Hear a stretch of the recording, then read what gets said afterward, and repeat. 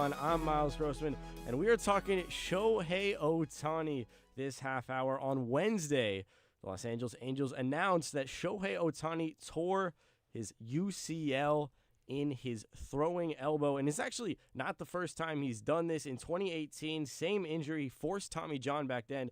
Could be another offseason surgery on the horizon, not too sure yet. Julia, Shohei Ohtani is the most electrifying player baseball seen in quite a long time. With this contract situation on the horizon, there's so much to get into. But first, I want to talk to you about how the Angels are supposed to handle this. Trout and Ohtani, two seemingly injury-prone superstars, can't get out of their own way. They've never been able to really turn the Angels into a winning ball club. Is this really the end of the Shohei era? It's got to be. And it sucks because I feel like the Angels are going to feel really silly about not trading him prior to now because, man, Shohei is, body dragging this team, to a somewhat decent record. And then now this injury, it is just unfortunate for the Angels. And then with Trout being on IL as well, it feels like nothing can go right now, given Shohei Ohtani can still hit, and he is the best hitter in baseball. So you still have that going for you, but it's just not looking good for the Angels, and I feel like Shohei is definitely on his way out, and considering what you would have gotten for a player like Shohei Ohtani prior to the trade deadline, I don't think it's going to look very good next season. I saw this on social media yesterday, that in 2009, ESPN did an ultimate franchise ranking of all franchises across the major U.S. sports. The Angels were ranked number 1 in 2009. Oh. They won the World Series in 2002. They were winners all throughout the 2000s. They had put really good teams together. Yeah. And I think the quote from ESPN is because they understand the importance of value, performance, and effort. Those were that's the quote from ESPN's 2009 Ultimate Franchise Rankings. Wow. How much can change in a decade? It seems like the Angels haven't made a correct move over a decade, since the Mike Trout era has begun. And, I think they've made the postseason one time with Mike Trout in 2014. Yeah. They were swept by the Kansas City Royals. Never won a playoff game. Never won a playoff game. And then Shohei's in, and you try at the trade deadline to load up with talent, and you buy, and you go all in. And Shohei continues to ball out, continues to be himself. But the players you brought, not good enough. Guys who you were relying on to be pieces of this offense. A guy like Mickey Moniak, who was hot and who's hitting – at the top of the Angels' order, was batting over 300 for several months this season, has come so far back down to earth and is now hitting near the bottom of the order. There's just not enough support around him. There never was for this to be a winning team. And now that he's tore his UCL, he's shut down pitching for the rest of the year. There's been some talk that, at some point he's going to have to pick between pitching and hitting. I think he'll get the surgery, and I think he'll come back and pitch. And, he's kind of shown already that he's a superhuman. And I think he'll prove that once again. Yeah. But Ohtani was I was at the game last night against the Mets at Citi Field. It was Ohtani mania for the most part.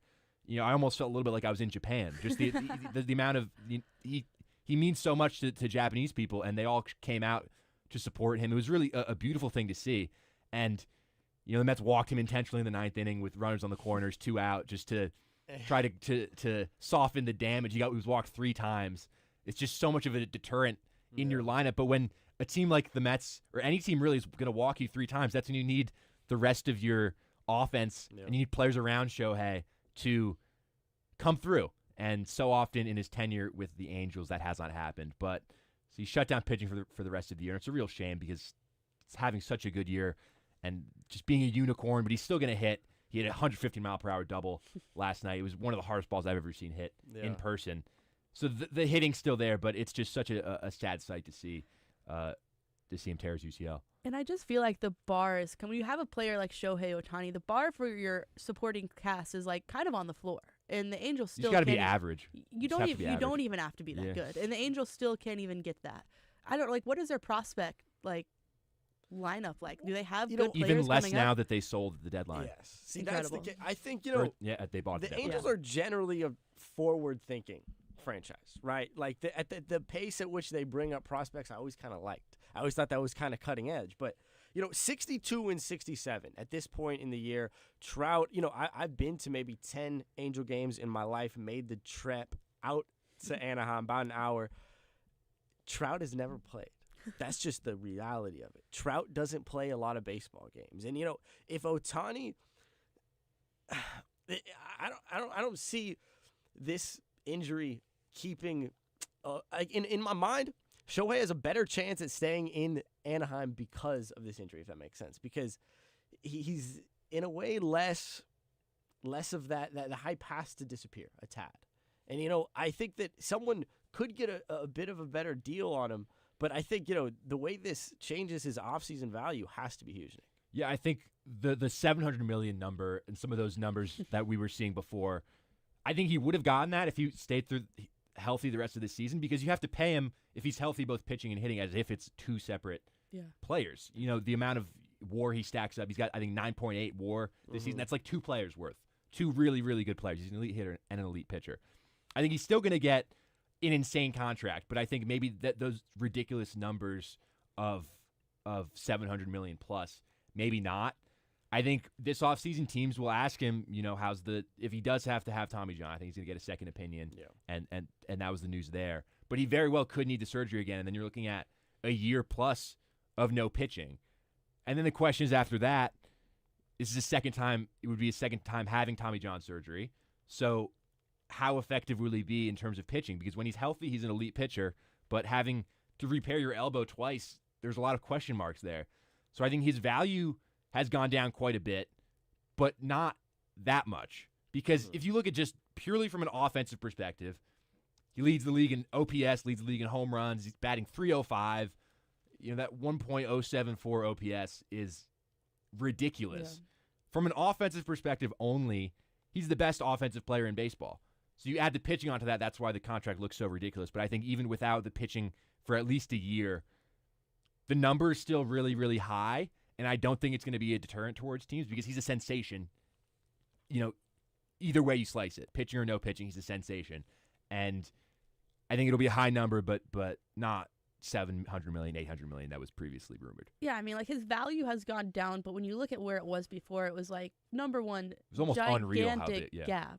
He is still the most valuable player that's going to hit this free agent market. He's still one of the most, if not the most sensational player in baseball right now, even with, let's say he gets Tommy John surgery. He will be back. He will be pitching again, and he's still going to be Shohei Ohtani. Even if he's diluted a little bit, he's still the best player in baseball. And it's kind of like you can relate it back to the Pete Alonso situation, but even more so for Shohei. It's like if teams are going to empty the bag for you no matter what makes you want to come back to the Angels when you've been carrying this team and not making the playoffs and not getting playoff wins? At the end of the day, you want to win, and teams who can win, let's say the Dodgers, are going to offer him the money that the Angels are going to offer him. So what even makes him want to come back to the Angels at all? Yeah. I think if anything makes him want to come back, it's just the feeling of feeling at home with the franchise and feeling comfortable with How that. far does that actually I think he go? likes being an Angel, but if you just look at what they've surrounded him with, it's literally a crime that they haven't been able to build a win around Ohtani and Trout. Trout staying healthy, like you said, Miles, it's a huge part of that because it seems like every year, especially the last 5 years or so, he hasn't played.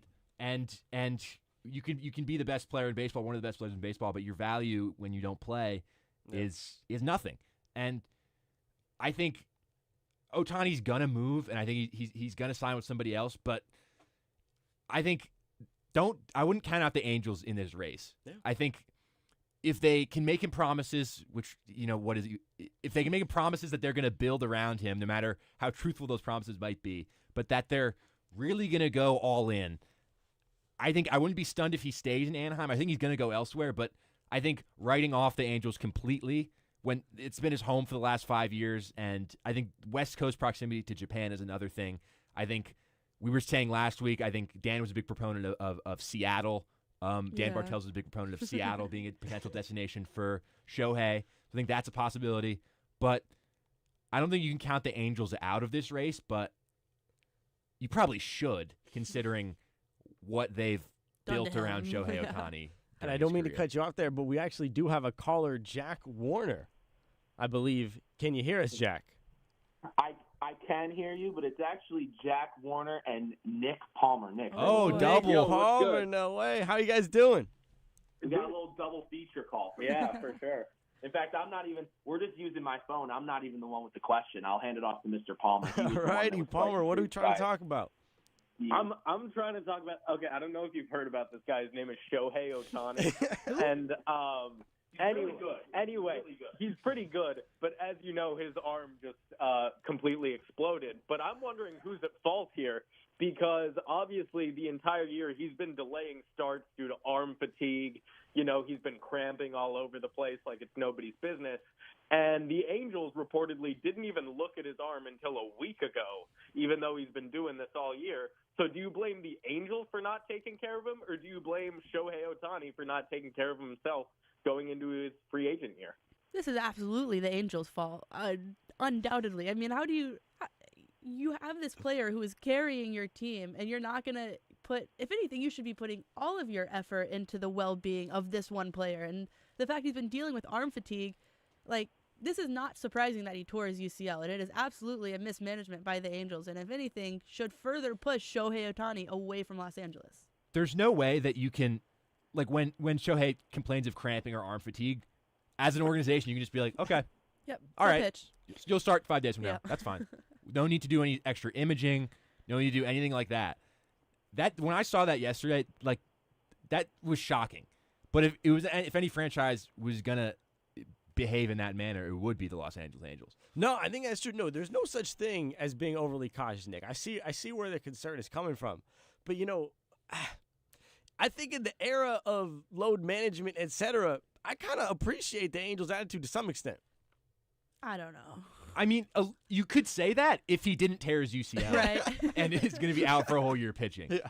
But Fair enough. I get what you're saying from that perspective, where players are coddled a little bit these days in terms of injuries and things like that. But I think when a player who's going to be worth $700 million this offseason complains of cramping and arm fatigue, I think you should follow up just a little bit more. When he's your past, present, and future, like, of When your franchise? When your franchise, period. Yeah. Your entire franchise complains of arm fatigue and cramping.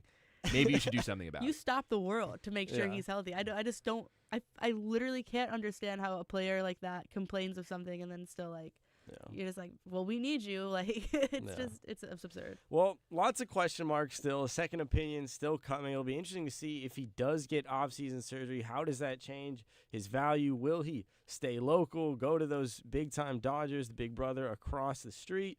Who knows? Will he come to New York? A lot to get into. We'll take a quick break here on One-on-One, but lots of soccer when we come back.